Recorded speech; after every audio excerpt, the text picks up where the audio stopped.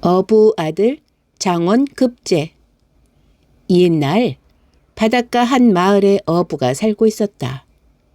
날마다 고기를 잡아 팔아서 겨우 굶지 않고 살아가는 사람이었다. 그한테는 아들이 하나 있어서 꽤나 영리했다. 어느 날 그 아들이 아버지한테 뜻밖의 말을 꺼냈다. 아버지, 저도 서당에 다니게 해주세요. 그러자 아버지가 눈이 둥그레졌다. 아니, 그게 무슨 말이냐? 서당은 양반댁 도령들이나 다니는 곳이야. 우리 같은 상놈은 받아주질 않아.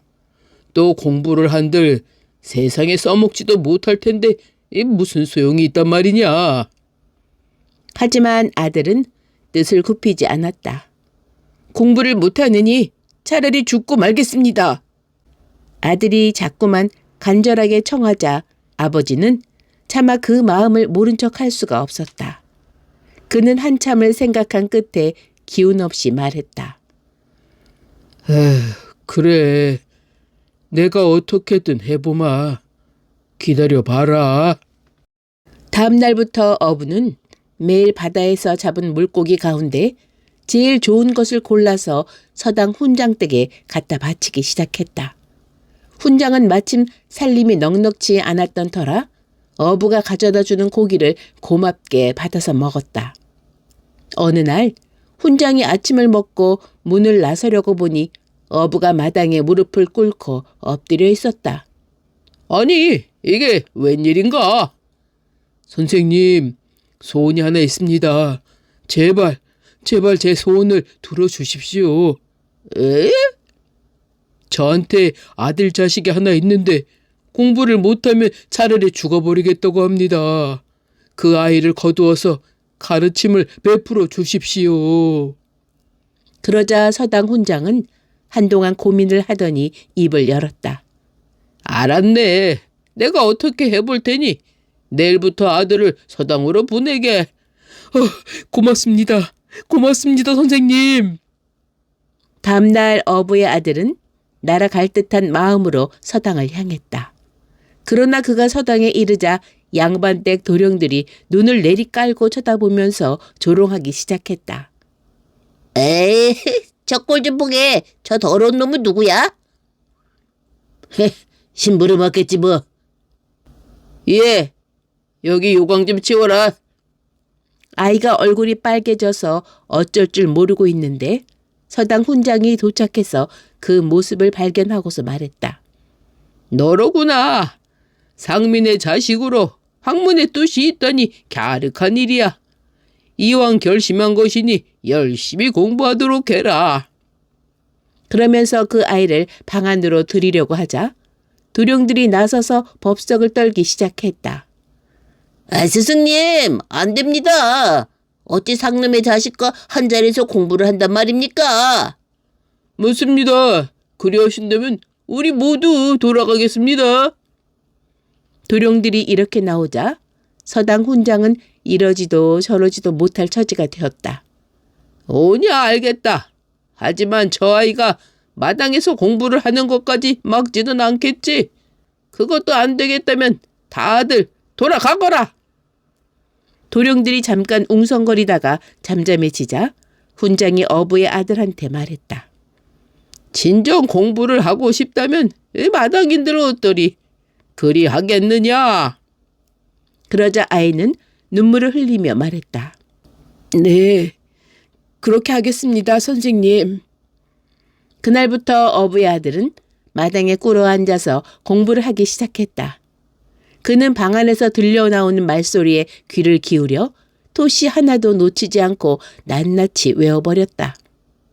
비가 오나 눈이 오나 하루도 빠짐없이 그렇게 지성을 다해서 공부를 하니 어부의 아들은 3년 만에 양반 도령들은 물론이고 스승을 능가할 정도의 실력을 갖추게 되었다. 그때 나라에서 과거를 시행한다는 방이 붙었다. 오랫동안 공부를 해온 양반 자제들이 과거를 보겠노라고 나서기 시작했다. 어부의 아들 또한 과거를 보리라는 결심을 하고 훈장을 찾아갔다. 스승님, 저도 과거를 보고 싶습니다. 그래, 네 실력으로 보면 급제가 분명하다만 받아들여질지 이 걱정이로구나. 아버지의 걱정은 더욱 컸다. 상놈의 자식이 과거라니 무슨 소리냐. 무슨 화를 당할지 몰라. 죽을 때 죽는 한이 있더라도 한번 해보렵니다. 어부는 더 말리지 못하고 그가 모아둔 돈을 털어서 노자를 마련해 주었다. 돌아오는 길은 고사하고 가는 길에 쓰기도 빠듯한 돈이었다. 하지만 아들은 감지 덕지 받아 들고서 괴나리 보찜을 맨 채 한양으로 향했다. 어부의 아들이 여러 날을 쉼없이 걸어 한양 땅에 이르렀을 때 같은 서당에서 공부한 양반 자제들이 말을 타고 가다가 그를 발견하고서 소리쳤다. 아니, 저게 누구야? 고기잡이 아들놈이잖아. 저 녀석이 왜 여기 왔지? 과거를 보러 왔나 보군. 그건 안 되지. 그들은 그렇게 수군거리며 어부 아들의 뒤를 따르기 시작했다. 그리고 객주집 헛간을 빌려 잠을 자려고 하는 어부의 아들을 끌어내서 을러대기 시작했다. 상놈의 자식이 과거를 본다니 세상이 거꾸로 돌아가는군. 우리한테 걸렸으니 그냥 다 먹을 수 없지. 그들은 어부 아들을 이끌고 밖으로 나갔다. 그리고 어느 대갓집 담장 아래에 이르러서 담안에 높이 선 배나무를 가리키면서 말했다. 저 나무에 열린 배를 따다가 우리한테 나눠주면 모른 척 눈 감아주지. 어부의 아들을 도둑으로 몰려는 수작이었다. 그 사실을 모를 리 없었지만 말을 듣지 않을 방법도 없었다. 어부 아들은 양반 자제들의 손에 등을 떠밀려 담을 타넘고 배나무에 오르기 시작했다. 저기 누가 배나무에 올라간다. 도둑이야! 도둑이야! 양반 자제들은 담장 안에다 이렇게 소리를 치고서 후다닥 도망가 버렸다. 그 대갓집은 나라에서 큰 벼슬을 하고 있는 정대감의 집이었다. 그리고 배나무가 있는 곳은 정대감의 딸이 거처하는 별당 뜰락이었다. 별당에서 술을 놓고 있던 정대감 딸이 이상한 소리를 듣고서 밖을 살펴보니 정말 누군가가 배나무에 오르고 있었다. 대감 딸이 뜰로 내려서면서 말했다. 당신은 누이십니까? 귀신이거든 올라가고 사람이거든 내려오세요. 어부의 아들이 나무에서 내려와 서자 대감 딸이 어떻게 된 일인지를 물었다. 그러자 어부 아들은 사연을 있는 그대로 이야기하기 시작했다.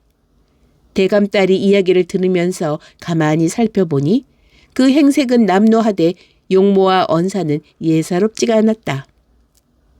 과거를 보려 한다니 어디 한번 시험해 봅시다. 대감 딸은 어부의 아들을 방으로 인도해서 붓과 종이를 내놓은 다음 시자와 운자를 불러주고 시를 지어보라고 했다. 그러자 어부 아들은 오래지 않아 한 편의 시를 이루었다. 대감 딸이 보니 거의 고칠 데가 없는 훌륭한 작품이었다. 훌륭해요. 한두 군데 말고는 흠잡을 데가 없습니다. 이만하면 장원급제도 가능하겠어요. 정대감 딸은 두어 군데 글자를 짚어주고 나서 어부 아들한테 말했다. 실력이 있다 한들 그런 행색으로 어찌 시험장에 들어가겠습니까? 그러곤 자리에서 일어나서 옷장을 열더니 선비의 의관을 한 벌 꺼내주면서 갈아입도록 했다. 어부의 아들이 옷을 갈아입고 보니 천하에 비할 바 없는 훌륭한 선비였다. 대감딸은 미소를 지으며 옆에 놓인 상자에서 무언가 먹을 것을 꺼내주었다. 과일도 같고 경단도 같은데 입에 넣어보니 꿀처럼 사르르 녹았다. 밤이 늦어지자 어부의 아들이 하직 인사를 했다. 정말 고마웠어요. 이 은혜 잊지 않겠습니다. 인연이 있으면 또 만나겠지요. 어부 아들은 그 길로 양반 자제들이 묵고 있는 객주집으로 돌아왔다. 양반 자제들이 어부 아들을 보고 깜짝 놀라 말했다. 그래, 배는 따왔느냐? 올라가 보니 배 대신 이런 게 있더군요. 어부 아들이 과일도 갖고 경단도 같은 것을 전해주자 양반 자제들은 한번 맛을 보고는 홀딱 반해버리고 말았다. 어우, 세상에. 이런 맛있는 게 다 있단 말이야. 우와. 그들은 우르르 정대감 집으로 몰려갔다. 그리고 담을 넘어서 배나무에 오르기 시작했다. 때마침 야순을 돌던 대감댁 하인들이 그 모습을 발견하고 붙잡아서 관가에 넘기니 그들은 과거는 고사하고 옥에 갇혀 옴짝달싹 못하는 신세가 되고 말았다. 시험날이 되자 어부의 아들은 과거 시험장으로 들어갔다. 방방곡곡에서 몰려든 수많은 양반댁 선비와 도령들이 시험장을 가득 메웠다. 마침내 과거글의 시제와 운자가 내걸렸다. 어부의 아들이 그 제목과 운자를 살펴보니 뜻밖에도 전날 정대감 딸에게서 받은 것과 다름이 없었다. 그는 자신 있게 붓을 놀려서 제일 먼저 글을 제출했다. 그리고 당당하게 장원으로 뽑혔다. 시골에서 올라온 젊은 도령이 장원급제를 하자 새로운 인재가 나왔다고 괴골이 들썩거렸다. 정승 판서들이 서로 사위를 삼으려고 하였다. 그런 가운데 대감 하나가 제일 먼저 그 사람을 점찍어서 사양할 틈도 주지 않고 곧바로 사위로 정하고 말았다. 그리고 딸과의 혼례를 서둘렀다. 그가 어쩌지 못하고 혼인을 치르고 보니 색시는 다른 사람이 아니라 전날 담을 넘어서 만났던 그 처녀였다. 두 사람은 깜짝 놀라서 손을 맞잡았다. 세도가 당당한 대감의 사유가 되고 똑똑한 아내를 얻은 어부의 아들은 하루하루가 꿈만 같았다. 하지만 시골에서 자신을 기다리고 있을 부모님을 생각하면 가슴이 답답했다. 모시고 오기는 해야 할 텐데 뒷일을 어떻게 감당할지 막막하기만 했다. 그는 고민 끝에 스승께 편지를 썼다. 한양으로 와서 어디를 찾아오라는 소식을 부친한테 전해달라는 사연이었다. 그 무렵 어부 내외는 아들을 한양으로 보내놓고 노심초사하고 있었다. 과거를 보고 돌아올 때가 훨씬 지났는데도 소식이 없자 불안한 마음으로 나날을 보내는 중이었다. 아이고, 우리 자식은 죽었는가 살았는가 보내지를 말고 붙잡았어야 하는데 아이고. 그때 서당 훈장이 은밀히 어부를 불러서 안부를 묻더니 꿈에도 그리던 아들의 소식을 전해주었다. 아들을 만나려거든 한양에 올라가 이 주소를 찾아가 보게. 어부는 그 길로 아들이 좋아하는 메밀떡을 한아름 해서 짊어지고는 한양을 향해 길을 떠났다. 천신만고 끝에 한양에 도착한 어부는 물어물어 서당 훈장한테 받은 주소지를 찾아갔다. 겨우 집을 찾고 보니 담장이 두 길이나 되고 솟을 때문이 으리으리한 대갓집이었다.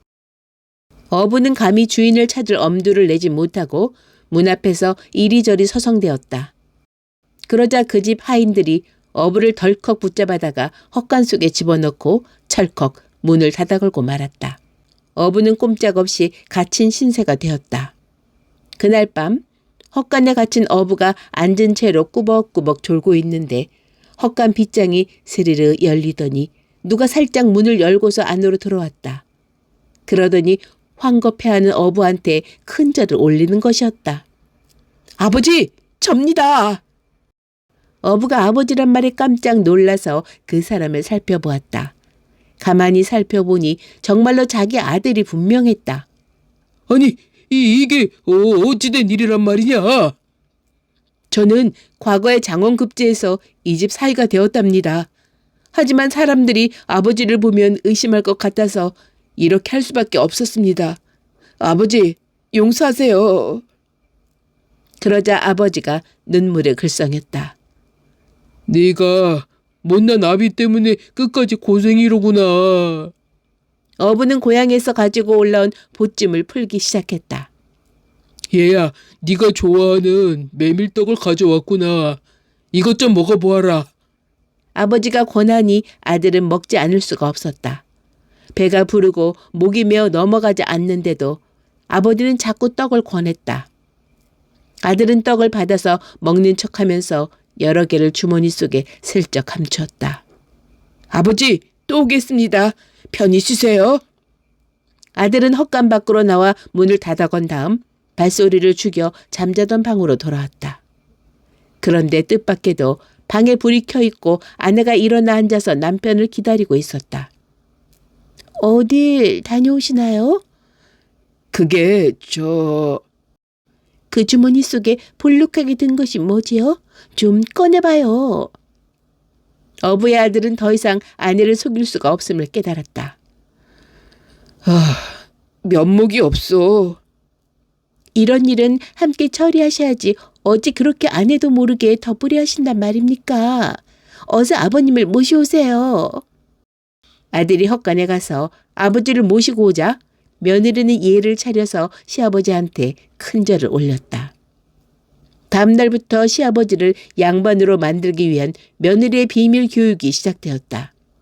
시아버지를 다르게 숨겨둔 채 입는 법과 먹는 법, 걸음걸이와 말하는 법까지 양반의 법도를 하나하나 알려주고 연습하게 했다. 그렇게 한 달을 가르쳐주자 어부는 시골 양반으로 행세해도 모자람이 없을 정도가 되었다. 이제 됐습니다. 본가로 내려가셨다가 정식으로 찾아오세요. 어부는 며느리가 가르치는 대로 고향에 내려가서 한양으로 간다는 통지를 놓은 다음 정대감 댁으로 향하였다. 시골에서 사돈이 온다는 소식을 받은 정대감은 고관 대작을 다 모아놓고 잔치를 벌여서 사돈을 맞이했다. 어부가 의관을 정제한 모습으로 대감집에 도착하니 누가 봐도 당당한 시골 양반이었다. 행동 거지나 말하는 모습도 꽤나 의젓했다. 자, 오늘은 즐거운 날이니 다 함께 듭시다. 그런데 술 때문에 문제가 벌어졌다. 자리에 모인 손님들이 너나 없이 아들 칭찬을 하면서 한 잔씩 권하니 어부는 그 술잔을 받아 마시다가 그만 흠뻑 취하고 말았다. 이때 어떤 손님 하나가 자, 치웅이 도도하니 우리 노래라도 한 곡조씩 뽑아봅시다 그려. 하더니 흥취 있게 한 곡조 뽑아놓았다. 아리아리랑 스리스리랑 아라리가 났니 아리랑 응응응 아라리가 났네. 그러고는 노래가 끝나자 어부한테 노래를 청했다. 자, 이제 시골에서 오신 양반의 노래를 들어봅시다. 그래요. 어디 한번 들어봅시다. 손님들이 다들 손뼉을 치며 권하자 어부는 취한 기분에 자리에서 일어나 흥겹게 노래를 부르기 시작했다. 어기 여차 어이야 디어라 노를 져라 이 고기 저 고기 이 물속의 고기가 모두 다 내 것이로다 어이야 디어라 어기 여차. 순간 좌중이 찬물을 끼얹은 듯이 조용해졌다. 그리고 손님들이 하나둘 일어나서 집으로 돌아가기 시작했다. 정대감은 얼굴이 흑빛이 되어 아무 말도 못하고 있었다. 그도 그럴 것이 그것은 고기잡이를 하는 천한 사람이나 부를 법한 노래였던 것이다. 정대감은 당장 사위를 불러서 호통을 쳤다. 감히 나를 속이다니. 당장 저자와 함께 이 집에서 나가라. 어부의 아들이 감히 변명을 못하고 나가려고 하는데 그 아내가 나서서 말했다. 아버지, 저의 지아비를 내치시면 소녀 또한 나가겠습니다. 그러자 정대감이 더욱 화가 나서 소리쳤다. 오냐, 네 마음대로 해라. 그 대신 다시는 집에 들어올 생각을 말아라.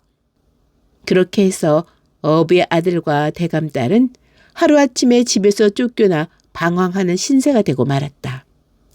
속절없이 한양 장안을 벗어나 시골을 향해 힘없이 걸음을 옮기던 어느 날 일행은 한 커다란 객주집에서 조그만 방을 얻어 하루를 묵게 되었다. 그 객주집의 주인은 여관 말고도 무척이나 넓은 땅을 가진 엄청난 부자였다. 나라에서 둘째가라면 서러울 정도였다. 그런데 그 사람이 우연히 어분의 일행을 보고는 정대감 딸의 미모에 혹하고 말았다. 그는 대감딸을 빼앗을 욕심으로 어부의 아들에게 내기를 제안하였다. 나고 내기합시다. 바둑을 한 판 둬서 내가 지면 재산을 몽땅 드리리다. 내가 지면요? 그러면 당신 아내를 나한테 넘기오. 세상에 그런 내기가 어디 있단 말이오? 그런 소리는 하지도 마오. 그런데 그 얘기를 전해 들은 아내가 뜻밖에도 내게 응하라고 하는 것이었다. 어부 아들이 말도 안 된다며 고개를 저었으나 아내가 어찌나 간절히 권하는지 그 뜻을 꺾을 수가 없었다. 결국 어부의 아들과 부자는 각기 아내와 전 재산을 걸고 바둑 시합을 하게 되었다. 어부 아들의 요청으로 한 달 후에 시합을 벌이게 되었다. 부자는 시합에 자신이 있었다. 그간 여러 사람과 바둑을 두어서 한 번도 진 적이 없는 터였다. 그에 비해 어부의 아들은 바둑돌이라고는 한 번 잡아본 적도 없었다. 하지만 그 곁에는 아내가 있었다. 아내의 부친은 정대감은 나라의 국수로 이름날 정도로 바둑의 수가 높은 사람이었다. 정대감의 적수는 딱 한 명뿐이었으니 바로 자기 딸이었다. 정대감 딸은 그날부터 방에 틀어박혀 어부의 아들에게 바둑을 가르치기 시작했다. 어부의 아들은 처음에는 막막했지만 머리가 영리하다 보니 금세 바둑에 눈을 떠서 수가 늘기 시작했다. 마침내 한 달이 다 찼을 때에는 아내의 버금갈 정도의 고수가 되었다. 드디어 많은 증인들이 지켜보는 가운데 내기가 시작되었다. 부자가 호기롭게 바둑돌을 놓기 시작했지만 생각만큼 만만치가 않았다. 깜짝 놀라서 정신을 차렸을 때는 이미 판이 기운 뒤였다. 어부의 아들은 보기 좋게 부자를 물리쳐 부자의 재산을 차지하게 되었다. 앞으로 이런 터무니없는 내길랑은 할 생각 마오. 어부의 아들은 이렇게 말하며 부자의 재산을 절반만 받았다. 그것만 가지고도 나라에서 알아주는 부자로 행세하기에 충분했으니까. 부자가 된 어분의 가족은 대감딸의 지위로 산 좋고 물 좋은 고을에 너른 집터를 구해서 99칸 너른 집을 지었다. 그리고 집안에 웬만한 저수지보다 더 큰 커다란 연못을 팠다. 연못 속에는 갖가지 물고기를 풀어넣어 살게 하고 물 위에는 배를 띄웠다. 연못 옆에는 누각을 멋들어지게 지었다. 그래 놓고서 대감딸은 친정집에 편지를 띄웠다. 꼭 한번 자기 집으로 놀러와서 지난날의 오해를 풀라는 내용이었다. 정대감은 처음에는 편지를 본 척도 하지 않았지만 같은 내용의 편지가 자꾸 오자 점차 궁금증이 일었다. 그래, 어디 한번 어떻게 사는가 가보자. 정대감은 말을 타고서 딸이 사는 곳으로 향했다. 딸이 알려준 주소를 찾아가 사돈집에 이르고 보니 한양에서 본 적이 없는 으리으리한 양반집이었다. 전에 보니 고기 잡는 어부가 분명했는데 이게 웬일일까? 정대감이 문을 들어가서 보니 집안은 더욱 놀라웠다. 딸의 안내를 받아 뒷뜰에 가보니 생각지도 않은 커다란 연못이 있었다. 연못 한켠 누각에 술상이 차려져 있는데 악사들이 한 옆에서 사면 육각 풍악을 울리고 있었다. 어부가 연못에서 배를 타고 노를 젓고 있다가 정대감을 맞이했다. 사돈어른 어서 오시오. 예. 저는 이렇게 소일하고 산답니다. 제 노래 한 자락 들어보시겠습니까? 그러더니 흥을 내서 노래를 하기 시작했다. 어기 여차의 야디어라 노를 져라. 이 고기 저 고기 이물 속의 고기가 모두 다 내 것이로다. 어이 야디어라 어기 여차. 그러자 정대감이 손으로 무릎을 탁 치며 말했다. 옳거니 내가 이걸 모르고 오해를 했구나. 세상에 이런 풍녀가 다 있는가. 그러자 곁에 섰던 딸과 사유가 웃으며 말했다. 함께 올라가서 즐기시지요. 정대감은 딸의 집에서 마음껏 풍류를 즐긴 다음 서울로 올라왔다. 그가 다시 조종의 대감들을 한 무리 이끌고 사돈댁에 내려오자 집안에서는 한바탕 커다란 잔치가 벌어졌다. 어떻게 노는고 하니 대감들이 술에 취하고 흥에 겨워 어부의 선창을 따라서 다 함께 노래를 부르는 것이었다. 어기여차 을야디어라 노를 저라 이 고기 저 고기 이물 속의 고기가 모두 다 내 것이로다 어이야디어라 어기여차.